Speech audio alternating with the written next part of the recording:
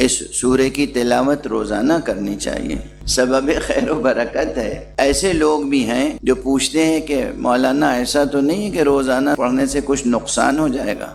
روزانہ پڑھیے، بڑا جلالی سورہ ہے، ہر حرف سبب برکات عظیمہ ہے، دنیا آخرت کے ہر قسم کے نقصان سے محفوظ رہیں گے۔ یہ جو بحث اس وقت میرے ذہن میں آئی ہے، مجھے یقین ہے کہ ہر فرد کے لیے نہ صرف یہ کہ قابل غور ہوگی، قابل فہم ہوگی، بلکہ عملی زندگی پر بھی اس کا اثر پڑے گا، فکر پر بھی اثر مرتب ہوگا اور عمل پر بھی اس کا اثر مرتب ہوگا۔ اللہ الرحمن الرحیم۔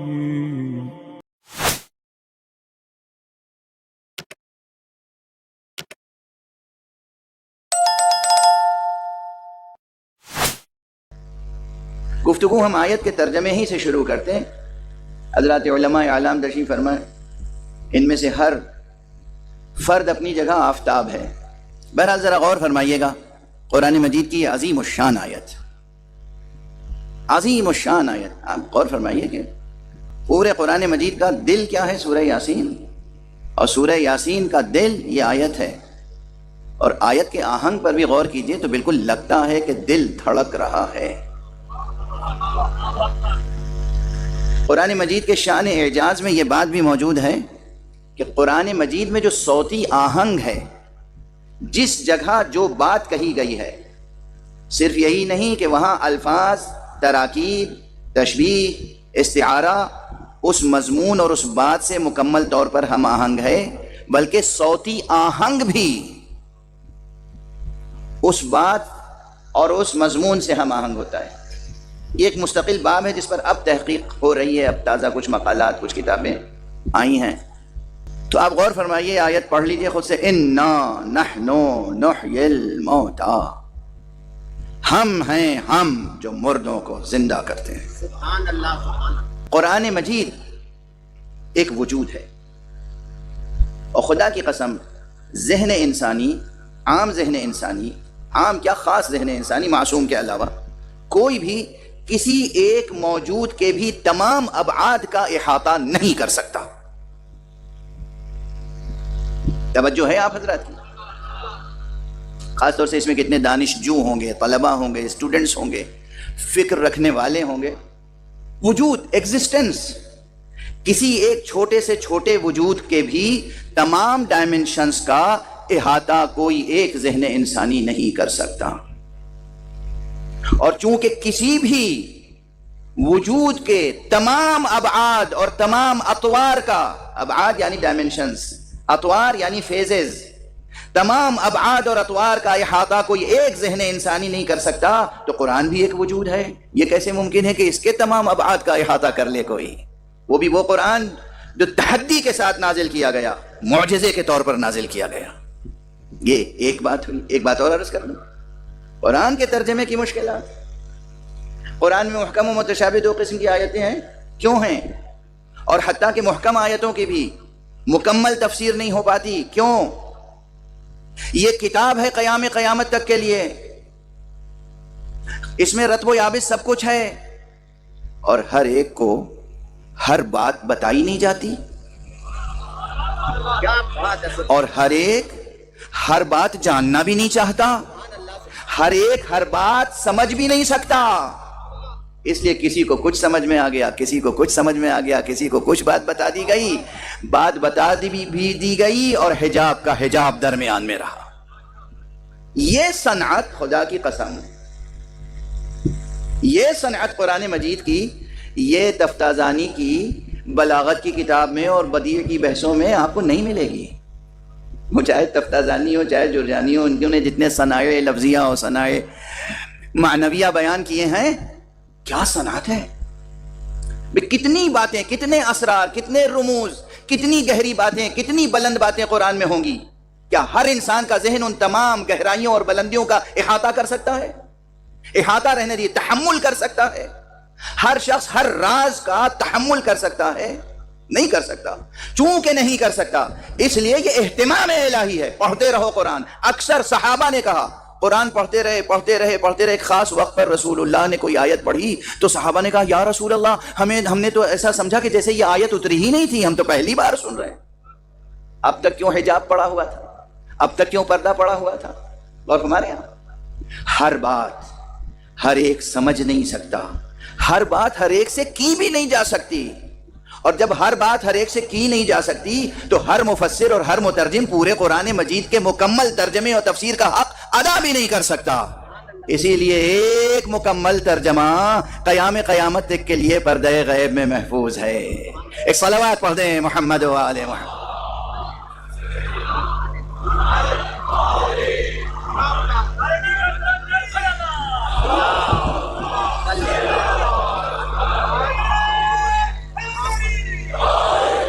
یہ قرآن کی کہ مضامین کی تہداری کا تھوڑا سا بیان. کیسی گہرائی ہے قرآن میں, کیسی تہداری ہے قرآن میں, کیسی تجلیاں ہیں قرآن میں, کیسے حجابات نور ہیں قرآن میں, کہ قرآن کی تلاوت کرنے والا تلاوت کرتا ہے, سمجھتا ہے کہ سارے لفظ سامنے کے ہیں, پھر بھی بات سمجھ میں نہیں آ رہی ہے. ساری لفظیں سامنے کی ہیں پھر بھی مضمون کھل نہیں رہا ہے. کتنے مقامات ہیں, اور بعض مقامات پہ انسان سمجھتا ہے کہ ہم نے حل کر لیا یہ مقام, پھر دوسرا مفسر اٹھتا ہے اور ایک نیا تازہ نقطہ لے کے سامنے آتا ہے. اب بس ایک بات کی طرف اشارہ کر دوں, یہی آیت کریمہ انا نحن نحیی الموتى, ہم ہیں ہم جو مردوں کو زندہ کرتے ہیں. اچھا ہم ساری دنیا تو یہ دیکھتی ہے کہ زندہ موت کی آغوش میں سو جاتے ہیں. ہم زندہ ہیں اس وقت, پھر موت آئے گی اور ہم مر جائیں گے. یہ کیا معنی ہے یہاں پر کہ ہم ہیں ہم جو مردوں کو زندہ کرتے ہیں, کریں گے نہیں. اس لیے اس مقام کو آخرت سے نہ جوڑیے. آخرت کا بیان بہت سے مقامات پر ہے قرآن میں. آخرت میں جب ہم اٹھائے جائیں گے قبروں سے, اس کا بیان قرآن مجید میں اور بہت سی جگہوں پر ہے. یہ جو مقام ہے یہ آخرت سے مخصوص نہ کیجئے. صیغہ بھی مضارع کا ہے, انا نحن نحیی الموتى, ہم ہیں ہم جو مردوں کو زندہ کرتے ہیں. ذرا سا لہجہ بدل دوں, یوں بھی کہہ سکتے ہیں ہم ہیں ہم جو مرنے والوں کو جلاتے رہتے ہیں.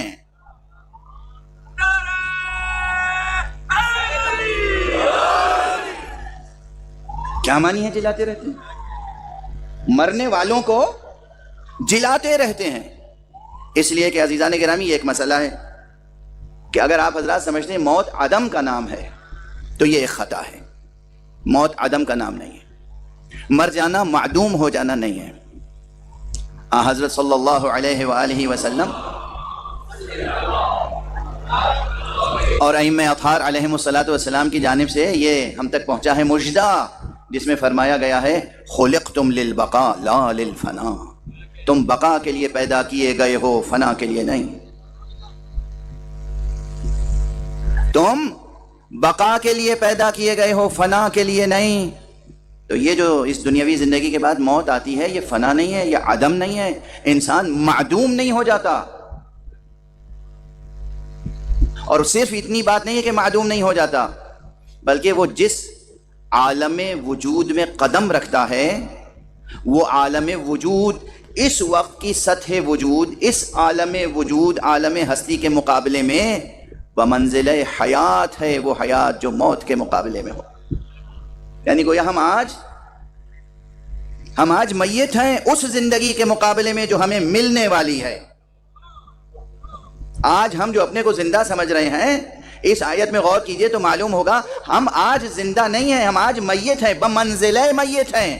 اس سطح زندگی, اس عالم حیات, اس عالم وجود اور سطح وجود کے مقابلے میں جو ہمیں ابھی عطا ہونے والا ہے. اور بات اتنی ہی نہیں ہے, صرف اس سے بھی زیادہ گہری ہے.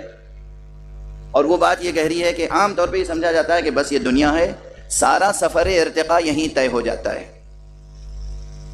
عام طور پہ یہی کہا جاتا ہے. یقیناً یہ عالم, یہ دنیا عالم حرکت و عمل ہے. یہ دنیا عالم تکلیف ہے. یہ درست ہے, تکلیف یعنی تکالیف شرعیہ. نماز یہاں واجب ہے, روزہ یہاں واجب ہے, حج یہاں واجب ہے, زکوٰۃ یہاں واجب, تمام احکام اسی دنیا کے لیے ہیں. یہ دنیا دار تکلیف ہے, اور جو کچھ ہم اس دنیا میں کریں گے وہی اس دنیا میں ہمیں ملے گی اس کی جزا. یہ بات تو عام ہے، سبھی کہتے ہیں. اب جو یہاں مزید ایک مسئلہ ہے، وہ ایک اصطلاح میں استعمال کر رہا ہوں آپ حضرات کی اجازت سے، جس پر ہمارے ممبروں سے گفتگو عموماً نہیں ہوتی، اور وہ ہے اصطلاح تکامل برزخیہ کی. تکامل برزخیہ.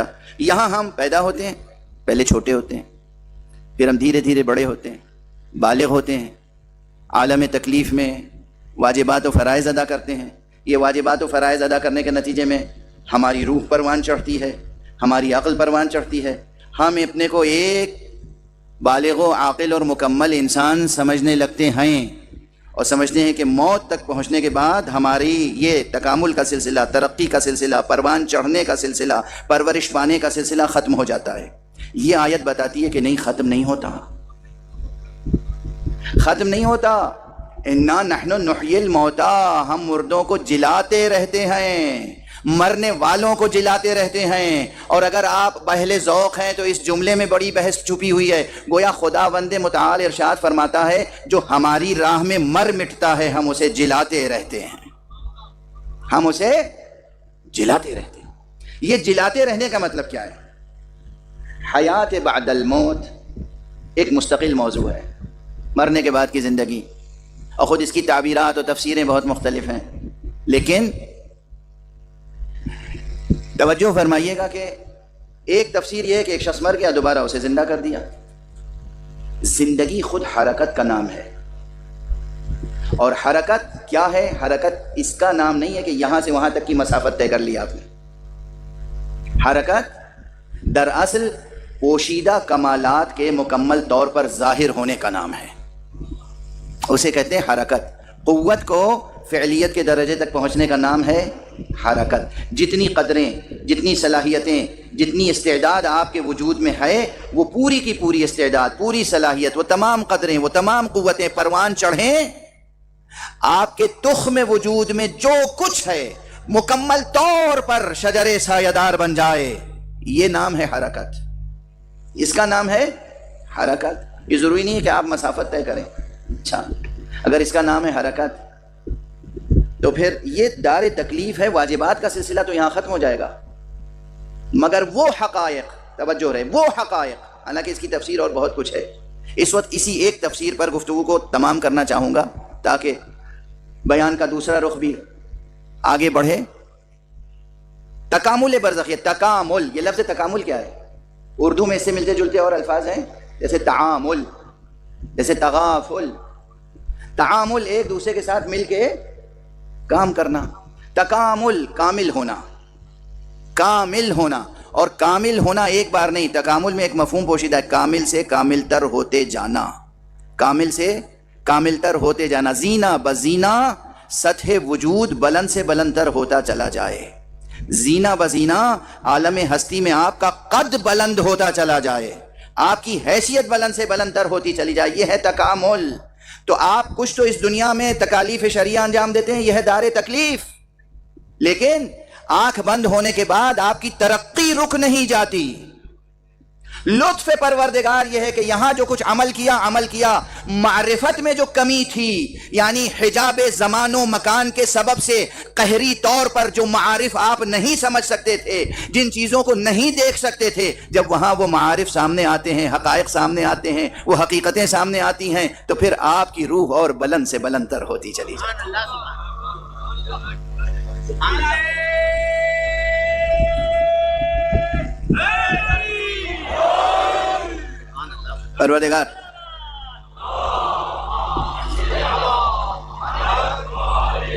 پروردگار آپ کی ذہانتوں میں مزید برکت عطا فرمائے، اور آپ کے صبر میں بھی برکت عطا فرمائے کہ یہ دقیق بحثیں اور کس حسن ذوق کے ساتھ آپ سماعت فرما رہے ہیں. یہاں جو کچھ علم حاصل کر سکے حاصل کر لیا. مولانا صاحب نے اصول دین سکھا دیا، مولانا صاحب نے فروع دین کے احکام بتا دیے، اصول دین پہ یقین پیدا کر لیا یا کرنے کی کوشش کر لی، اور فروع دین پہ عمل کر لیا. لیکن بہت سی حقیقتیں ہیں کہ جو آنکھوں سے نظر نہیں آتی. اب مشکل یہ ہے کہ جب تک یہ آنکھ ہے وہ واقعی نہیں نظر آئے گی. جب آنکھوں سے نظر نہیں آتی تو جب تک یہ آنکھ ہے اور کھلی ہوئی ہے وہ نظر نہیں آئے گی. اس کے معنی یہ ہے کہ اس کے بعد جب ہم آنکھ بند کریں گے تبھی وہ حقیقت نظر آئے گی. اور جب نظر آئے گی تو بتائیے روح اپنے ارتقاء کا مرحلہ طے کرے گی یا نہیں کرے گی؟ تو برزخ میں یہ نہیں ہے کہ آپ کی روح کو سرد خانے میں رکھ دیا گیا ہے، روح فعال ہوتی ہے، روح فعال ہوتی ہے. اور اسی تکامل برزخیہ کے کامل تر تصور کو پیش کرتی ہیں وہ آیتیں جو کہتی ہیں کہ شہید جو ہوتا ہے اللہ کی راہ میں وہ زندہ ہوتا ہے اور اللہ کے ہاں سے رزق پاتا رہتا. رزق کی ضرورت کس کو ہوتی ہے؟ سرد خانے میں رکھی ہوئی میت کو یا زندوں کو؟ اور کن زندوں کو؟ کن زندوں کو؟ اصلا اولا تو زندگی ہی مساوی ہے حرکت کے. زندگی یعنی حرکت، حرکت یعنی زندگی. زندگی عبارت ہے حرکت سے. جو انسان بیٹھا ہوا ہو ایک جگہ، بچوں کے لیے مثال دے رہا ہوں، کچھ کام نہ کرتا ہو، اسے کتنی غذا کی ضرورت ہوگی؟ اگر وہ غذا مسلسل لیتا بھی رہے تو وہ غذا اس کے لیے مفید نہیں بلکہ مضر ہو جائے گی. جو حرکت و عمل کر رہا ہو اسے مسلسل غذا کی ضرورت ہوتی ہے. اللہ فرما رہا ہے شہداء ہمارے ہاں زندہ ہیں اور ہم سے رزق پاتے رہتے ہیں. اس کے معنی ہے کہ وہاں ان کی روح تکامل کا سفر طے کر رہی ہے، بلند سے بلند تر ہوتا جا رہا ہے سطح وجود. یہ مفہوم جو وہاں سے تقویت پاتا ہے وہ یہاں بھی ہے. انا نحن نحیی الموتا، ہم ہیں ہم جو مر جانے والوں کو، مرنے والوں کو جلاتے رہتے ہیں. اچھا، بہت سے واقعات، بہت سے دلائل، بہت سے مباحث، بہت سے مسائل بیان کیے جا سکتے ہیں، مگر بس اب 2-3 فقرے عرض کر دوں. کیونکہ آج صبح سے لے کے اب تک جس طرح مسلسل میں پروگرامز میں شریک ہوتا رہا ہوں، مجالس اور نشستیں، تو اب دیر تک گفتگو کرنے کی سکت نہیں ہے. میں اب مختصر گفتگو کرنا چاہتا ہوں. اتنی بات سمجھ میں آ گئی نا کہ آپ کی روح، آپ کی جناب والا، آپ کی، ہماری، ہم خاکی خاتی گنہگار عام بندوں کی روح بھی اللہ پالتا ہے، پروان چڑھاتا ہے، اسے رزق دیتا ہے. تکامل کا ایک سفر ہے جو طے ہوتا ہے، یعنی وہاں حرکت و عمل ہے، یعنی وہاں بھی ہماری روح کو کچھ اختیار دیا جاتا ہے، وہاں بھی ہمارے حسن انتخاب کی گنجائش ہے. عجیب باتیں ہیں یہ. اچھا، جب ہمیں حرکت اور حسن انتخاب کی صلاحیت دی جاتی ہے وہاں ہماری روح فعال رہتی ہے. اور بعض روایتیں ہیں اور بعض حکماء نے تصریح کی ہے کہ جو شہید اس دنیا سے گزر جاتے ہیں یا جو کامل تر روح پروان چڑھا لیتے ہیں اس دنیا میں اور ان کے اہداف ہوتے ہیں اور ہدف پورا ہونے سے پہلے وفات پا جاتے ہیں، اللہ ان کی روح کو اجازت دیتا ہے، وہ وہاں ہوتی ہے لیکن اپنے شاگردوں کے ذریعے سے، اپنے بیٹوں کے ذریعے سے، اپنی بات سمجھنے والوں کے ذریعے سے وہ اپنا مشن پورا کراتے رہتے ہیں. اللہ انہیں یہ اختیار دیتا ہے، یہ تاثیر دیتا ہے، یہ شرف عطا کرتا ہے. یہ روایات کا مضمون بھی ہے اور حکیمانہ مبانی پر بھی یہ باتیں ملا صدرہ کے اسفار پڑھ لیجئے، وہاں تفصیل سے موجود ہیں. روح کو یہ صلاحیت دیتا ہے پروردگار، ایک شہید کی روح کو، ایک مومن کی روح کو، ایک عارف کی روح کو، ایک متقی کی روح کو، کہ یہاں سے چلے گئے، آپ کا کام رہ گیا ادھورا، اب آپ تصرف کریں گے اور دوسروں سے کہیں گے یہ کام پورا کرو، یہ کام پورا کرو، یہ کام پورا کرو، اور کام پورا کروائیں گے. اگر یہ تکامل برزخی ہے، جب عام ایک مومن کو، ایک متقی کو یہ صلاحیت حاصل ہے، تو جو امیر المؤمنین ہو،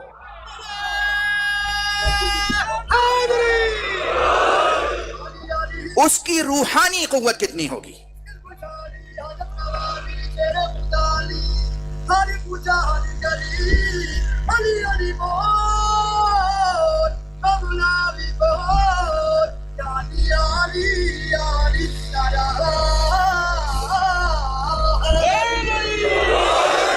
توجہ ہے. ہمارے لیے تو تکامل برزخیہ کا نظریہ ہے، وہ تکامل سے بالا تر ہیں، وہ جو انسان کامل ہے. یعنی ضعیف الاعتقادی سے کام نہ لیجیے گا، یہاں پر تشکیک میں مبتلا نہ ہو جائیے گا. اسفار میں بعض ایسے مقام، اسفار ملا صدرہ، اسفار میں بعض ایسے مقامات ہیں جہاں بہت دقیق ہے یہ بحث، بہت دقیق ہے، مگر ہے. ہمارے لیے تو تکامل برزخی، تکامل اس کے لیے جو پہلے سے کامل نہ ہو، تکامل اس کے لیے جو پہلے سے کامل نہ ہو، اور جو انسان کامل ہوں. اب سمجھے آپ کہ یہ بحث کہاں سے جا کے فضائل کو سمجھانے میں مدد کرتی ہے. جب ہم اولیاء اللہ سے توسل کرتے ہیں، توسل وہ اصیل ہے جس کا انکار نہیں کیا جا سکتا.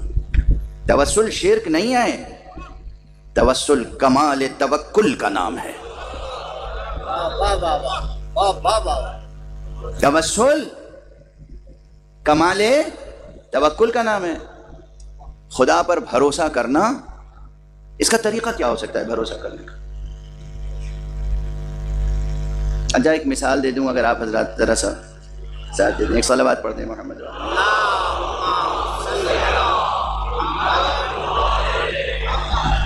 فرض کیجئے کہ آپ افلاطون کی یا ارسطو کی مثالی حکومت میں زندگی بسر کر رہے ہیں۔ افلاطون، ویسے تو کوئی مثالی حکومت روئے زمین پہ ہے نہیں ابھی، سب عام انسانوں کی حکومت ہے، مثالی زندگی، مثالی حکومت، مثالی مملکت۔ المدینۃ الفاضلہ، ابو نصر فارابی کا تصور، ideal country, ideal society, ideal nation, اس میں کوئی نہ کوئی سربراہ ہوگا اور اس کا ایک نظام ہوگا۔ جتنا اچھا سربراہ ہوتا ہے اتنا ہی اچھا عوام کے دل میں یقین ہوتا ہے، نظام پر یقین ہوتا ہے، بھروسہ ہوتا ہے۔ اب کسی کے ساتھ کوئی ناانصافی ہو یا کسی کو کوئی ترقی کے لیے کوئی چیز درکار ہو، طالب علموں کا مسئلہ ہے، اسٹوڈنٹس کا مسئلہ ہے، تعلیم کا مسئلہ ہے، ہیلتھ کا مسئلہ ہے، اقتصاد کا مسئلہ ہے، اگر حکومت آئیڈیل ہے اور اگر حکمراں مثالی ہے، ہر کام حکمراں خود نہیں کرتا، وہ ایک نظام بناتا ہے اور یہ کہتا ہے کہ اگر مجھ پر بھروسہ ہے تو نظام پہ بھروسہ رکھو، مجھ پر بھروسہ ہے تو نظام پر بھروسہ رکھو۔ اللہ سبحانہ و تعالیٰ کی ایک مملکت ہے، ایک عظیم و شان، یہ عالم ہستی، اللہ سب کچھ کر سکتا ہے مگر اس نے ایک نظام بنایا ہے، تو اللہ پر بھروسہ کرنے کا تقاضا یہ ہے کہ اس کے بنائے ہوئے نظام پر بھروسہ کیا جائے۔ توسل کے معنی ہی یہ ہے کہ اللہ کے بنائے ہوئے نظام پر بھروسہ کیا جائے۔ توسل کے معنی شرک نہیں ہے، توسل کے معنی شرک نہیں ہے، توسل کے معنی یہ ہے کہ خدا کے بنائے ہوئے وسائل پر، اس کے بنائے ہوئے ذریعوں پر بھروسہ کیا جائے۔ اور اسی لیے عرض کیا کرتا ہوں اکثر کہ توحید کے مسائل میں، باب توحید میں شاید عام لوگوں کے لیے سب سے مشکل مسئلہ توسل ہے، سمجھ میں نہیں آتا، آسانی سے سمجھ میں نہیں آتا، اور اس میں کوئی مسلکی فرق نہیں ہے۔ توسل کی کوئی تعبیر غلط کرتا ہے، تفسیر غلط کرتا ہے، کوئی سرے سے توسل کا قائل نہیں ہے، حالانکہ قرآن مجید کی آیت ہے یا ایھا الذین آمنوا اتقوا اللہ وابتغوا الیہ الوسیلہ، اے ایمان لانے والو اللہ کا خوف کرو اور اس سے قریب ہونے کے لیے وسیلہ اختیار کرو۔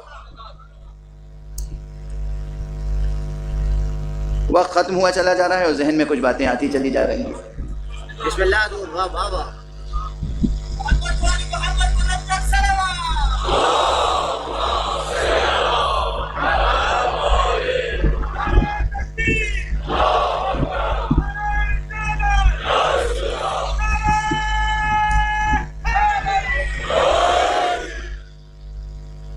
اللہ سبحانہ و تعالیٰ سے نزدیک ہونے کے لیے وسیلہ اختیار کرو، یہ قرآن مجید میں خود اللہ کا اعلان ہے۔ لفظ وسیلہ، الوسیلہ قرآن میں ہے یا نہیں ہے؟ کوئی انکار کر سکتا ہے؟ اچھا اب اس وسیلے کا ترجمہ کیا کیا جائے، اور اس کلمہ وسیلہ میں جو مفہوم ہے اس کا مصداق کیا ہے؟ بحث ہے، قرآن میں ہے لفظ یا نہیں ہے، حکم ہے یا نہیں پروردگار کا؟ وابتغوا الیہ الوسیلہ، اختیار کرو اس سے قریب ہونے کے لیے وسیلہ، یعنی ذریعہ۔ یہی تو ایک کلمہ وسیلہ ایک مفہوم ہے عام کہ اللہ سبحانہ و تعالیٰ سے نزدیک ہونے کے لیے ذریعہ اختیار کرو۔ اچھا اس ذریعے کا تعین کون کرے گا؟ ایک مفہوم تو آ گیا، کانسیپٹ تو آ گیا، وہ آبجیکٹ، وہ مصداق، اس کا تعین کون کرے گا؟ کون بتائے گا کہ یہ ہے ذریعہ اور یہ نہیں ہے ذریعہ؟ ڈیبیٹ یہی تو ہے، سارا مذاکرہ اسی بات پر تو ہے، سارا مناظرہ اسی بات پر تو ہے، یہ ہے ذریعہ اور یہ نہیں ہے ذریعہ۔ یہ تعین کون کرے گا؟ یہ تعین بھی خدا کرے گا یا خدا کا رسول؟ ہم الیکشن کر کے تو تعین نہیں کر سکتے۔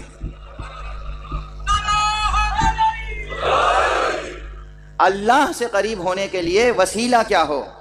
اب یہاں پر ایک عام مفہوم ہے، یاد رکھیے گا، بس ایک جنرل کنسپٹ ہے، ایک بڑا کنسپٹ ہے کہ اللہ سے قریب ہونے کے لیے ذریعہ اختیار کرو۔ علماء تشریف فرمائیں وابتغوا کے کیا معنی ہیں؟ ذریعہ اختیار کرو یا ذریعہ انتخاب کرو؟ سبحان اللہ سبحان اللہ سبحان اللہ۔ وابتغوا کے کیا معنی ہیں؟ انتخاب کرو یا اختیار کرو؟ انتخاب کرو تو نہیں ہو سکتا ترجمہ، انتخاب کرو ترجمہ نہیں ہو سکتا، اختیار کرو. اختیار کرو کے معنی یہ ہے کہ ذریعہ اللہ نے بنا دیا ہے، تمہیں اسی کو اختیار کرنا ہے، انتخاب نہیں کرنا ہے. اچھا کیا بنا دیا ہے؟ اب ایک عام بات ہے کہ طاعات، عبادات، یعنی ہم جو نماز پڑھتے ہیں یہ نماز ایک ذریعہ ہے اللہ سے قریب ہونے کا، بے شک ہمیں اس سے انکار نہیں. ہم جو روزہ رکھتے ہیں یہ بھی ایک ذریعہ ہے اللہ سے قریب ہونے کا، بے شک سلمنا سراپا تسلیم. ہم حج کرتے ہیں یہ بھی ایک ذریعہ ہے خدا سے قریب ہونے کا. تو اب آپ کسی مختصر فہرست پہ رکیے گا نہیں. جتنی چیزیں طاعت الہی، عبادت الہی کا مصداق ہیں آیات اور روایات کی روشنی میں، قرآن و حدیث کی روشنی میں، وہ سب ذریعہ تقرب ہوں گی. تو اس میں رسول اللہ سے محبت بھی ہے، اس میں رسول اللہ سے محبت بھی ہے، اس میں رسول اللہ کی تعظیم بھی ہے، اس میں عطرت پیغمبر کی مودت بھی ہے، اس میں ان کا احترام بھی ہے.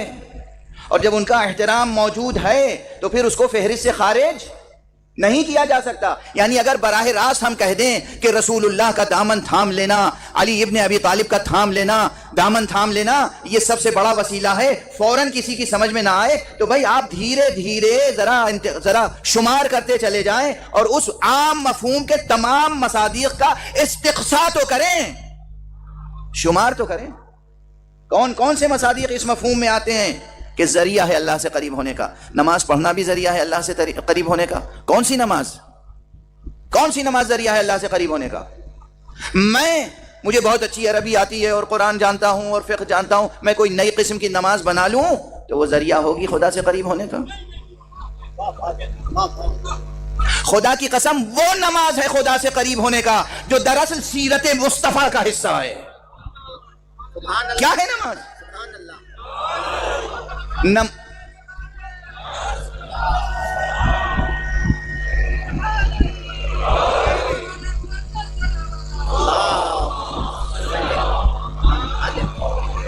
نماز ایک سیرت مصطفیٰ ہے، روزہ ایک سیرت مصطفیٰ ہے.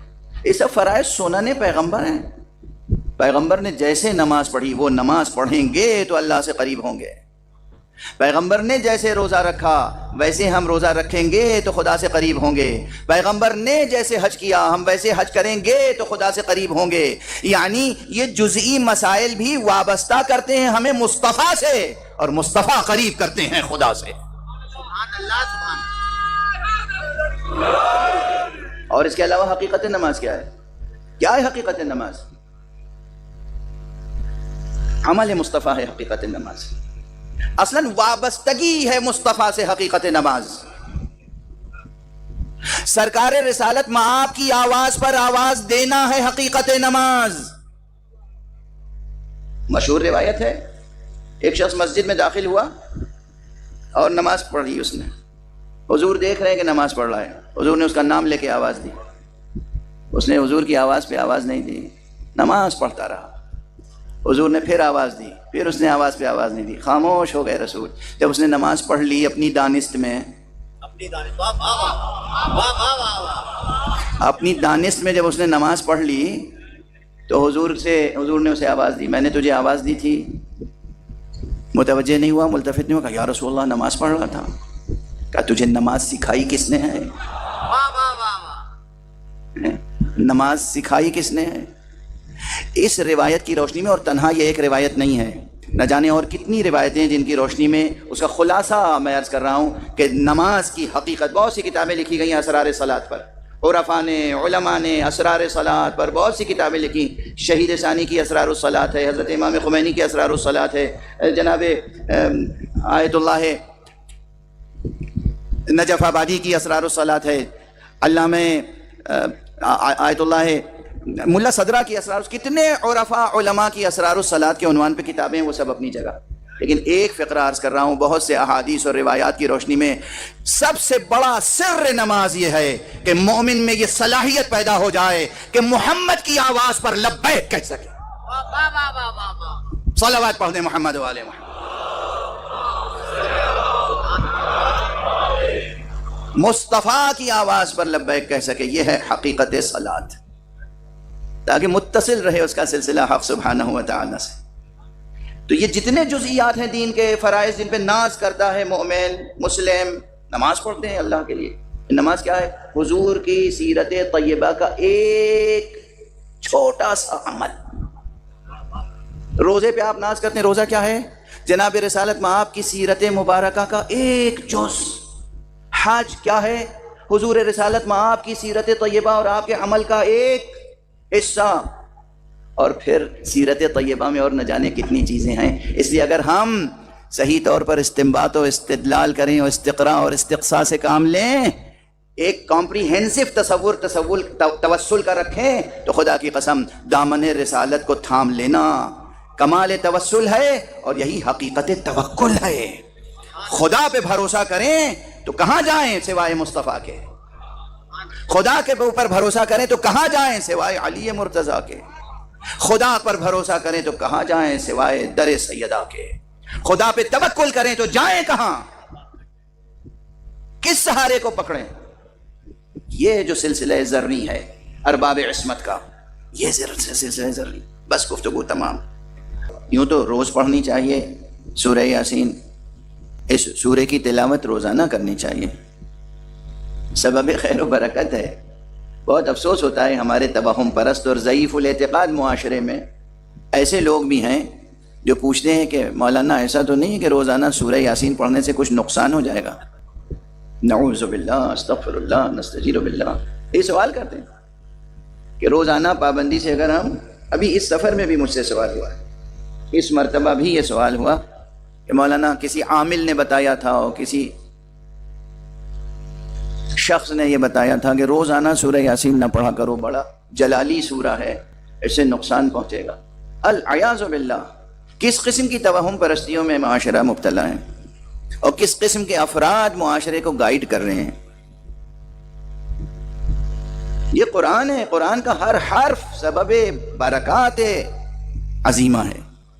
कुरान मजीद का हर आयत बरकात लेकर आती है। कुरान मजीद का हर सूरा सबबे नुज़ूल बरकात व फ़ुयूज़ात है। रोज़ाना सूरह यासीन पढ़िए, न सिर्फ यह कि कोई नुकसान नहीं होगा बल्कि आप दुनिया आखिरत के हर किस्म के नुकसान से महफूज रहेंगे। इसे नोट कर लीजिए, बोलिएगा नहीं, मिंबर से कह रहा हूँ, इतने उलमा की मौजूदगी में अहादीस हैं, रिवायात हैं। रोज़ाना सूरह यासीन पढ़िए।